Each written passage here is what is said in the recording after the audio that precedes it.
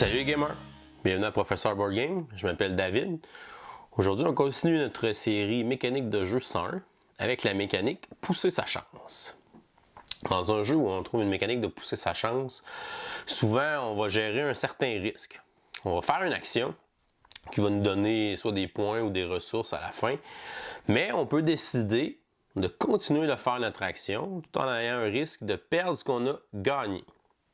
Alors, plus on prend de chances de continuer, plus on peut avoir une récompense ou des ressources ou des points qui vont être plus grands, mais on a une chance de perdre tout ce qu'on va avoir accumulé. On doit donc gérer, est-ce que ça vaut la peine de continuer dans cette action-là, selon le risque que j'ai, ou est-ce que j'arrête et je garde ce que j'ai trouvé dans mon tour. C'est la décision qu'on retrouve dans ce genre de mécanique-là.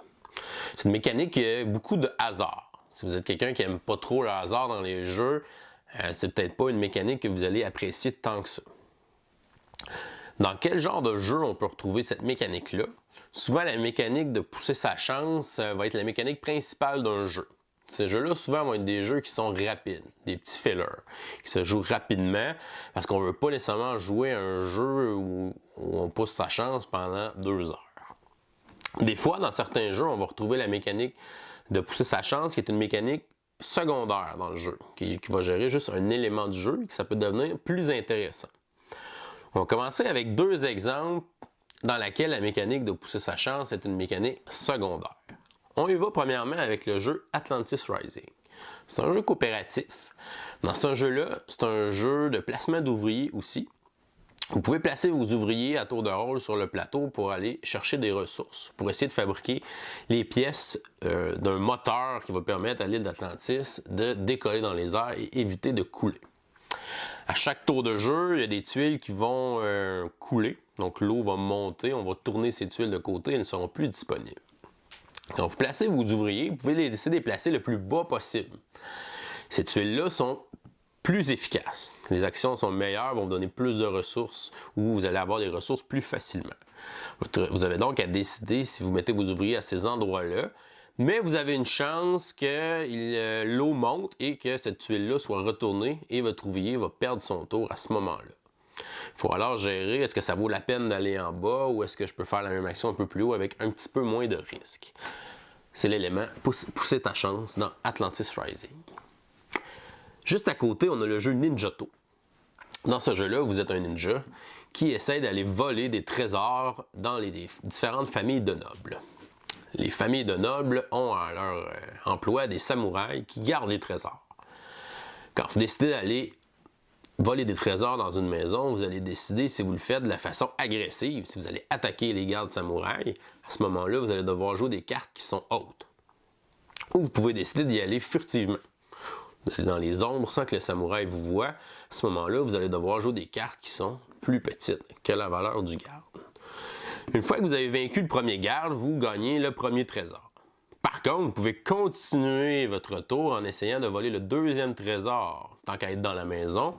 Et là, on tourne un autre garde samouraï, mais vous ne voyez pas cette carte-là d'avance. Alors, vous devez avoir préparé dans votre main, si vous y allez, exemple, de façon agressive, vous faites une main avec plusieurs cartes qui sont hautes, vous battez le premier garde, vous pouvez décider de continuer. On place un deuxième garde, si vous le battez, vous allez pouvoir sortir avec 2 trésors ou vous pouvez continuer pour aller battre un prochain garde et ainsi de suite. C'est comme ça que vous allez jouer la mécanique. Vous pouvez pousser sa chance dans ce jeu-là. Vous décidez si vous allez vous rendre à 1, 2, 3, 4, 5 trésors, dépendant combien il y a de trésors dans chacune des maisons de nobles. Maintenant, des jeux où la mécanique de pousser sa chance est un peu plus la mécanique principale. C'est les 3 petits jeux qui sont au-dessus. On va commencer ici avec Welcome to the Dungeon. Vous êtes un aventurier qui veut aller dans un donjon et doit vaincre les monstres pour l'emporter. À chaque tour de jeu, les joueurs vont choisir un aventurier et vont le placer au centre de la table avec ses 6 objets qu'il transporte avec lui. Chacun des objets lui donne un pouvoir spécial ou lui augmente ses points de vie. À tour de rôle, les joueurs vont choisir. Ils vont piger une carte de monstre, sans la montrer aux autres. Ils vont décider si cette carte va aller dans la pile carte donjon. Donc le joueur va devoir les affronter plus tard, ou ils peuvent retirer ce monstre du jeu, et à ce moment-là, ils vont retirer un objet à l'aventurier. On continue les tours à la suite, un à la suite de l'autre. Avec le temps, l'aventurier va avoir de moins en moins d'objets et il va avoir de plus en plus de cartes monstres dans la pile de donjons. On essaie de gérer selon les cartes qu'on a enlevées ou les cartes qu'on a mises dans le donjon. C'est là qu'on va décider, est-ce qu'on veut y aller dans le donjon pour le faire? On pense qu'il va être facile ou on ne veut pas y aller, on veut laisser les autres y aller à notre place parce qu'on sait qu'ils vont échouer. À un moment donné, les joueurs peuvent passer leur tour et le dernier joueur qui passe son tour doit aller dans le donjon. Il n'a pas le choix. C'est donc une mécanique de pousser sa chance, à savoir quand il faut que j'arrête de passer mon tour ou quand j'arrête d'enlever des objets. Est-ce que je pense que le donjon est facile? Est-ce que je pense que le donjon est difficile? Ainsi de suite. Le prochain jeu est Zombie Dice. Dans ce jeu-là, vous roulez des dés. Vous essayez d'obtenir des cerveaux qui vous donnent des points. Donc vous êtes un zombie qui mange des gens. Et vous devez obtenir le plus de cerveaux possible à votre tour sans avoir 3 symboles de fusil à pompe qui sont les victimes qui vous tirent dessus. Vous roulez 3 dés à votre tour et vous mettez les cerveaux à gauche, les symboles de fusil à droite.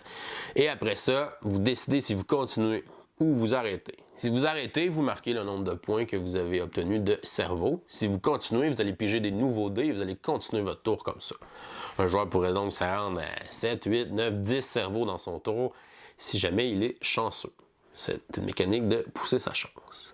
Finalement, j'ai gardé pour la fin un petit jeu où la mécanique de pousser sa chance est encore une fois la mécanique principale du jeu. Ce jeu-là peut être facilement utilisé pour enseigner cette mécanique-là à quelqu'un qui est moins familier. C'est le jeu Ink and Gold. Dans ce jeu-là, vous êtes un aventurier comme Indiana Jones et vous allez essayer de trouver des trésors dans un temple. Ce temple-là représente certains dangers qui sont représentés par des cartes rouges et vous avez les cartes bleues qui vous donnent des trésors. À chacun des tours, on va tourner une carte du paquet de cartes quête. Si c'est des trésors, on va les séparer entre les aventuriers qui sont présents dans le temple. Si c'est un danger, on va le placer sur la table. À chacun des tours, les aventuriers doivent décider s'ils sortent du temple avec les trésors qu'ils ont accumulés ou s'ils continuent à explorer le temple pour essayer de trouver d'autres trésors. Si jamais on trouve 2 cartes danger identiques, on perd tous les trésors qu'on avait accumulés pendant ce tour-là. C'est alors comme ça qu'on gère la mécanique de pousser sa chance. On décide de rester dans le temple ou de sortir. Très bon jeu pour enseigner cette mécanique de jeu-là. Et vous, quel est votre jeu favori qui utilise une mécanique de pousser sa chance? Faites-le moi savoir dans la section des commentaires ci-dessous. Et d'ici là, continuez de gamer et à la prochaine.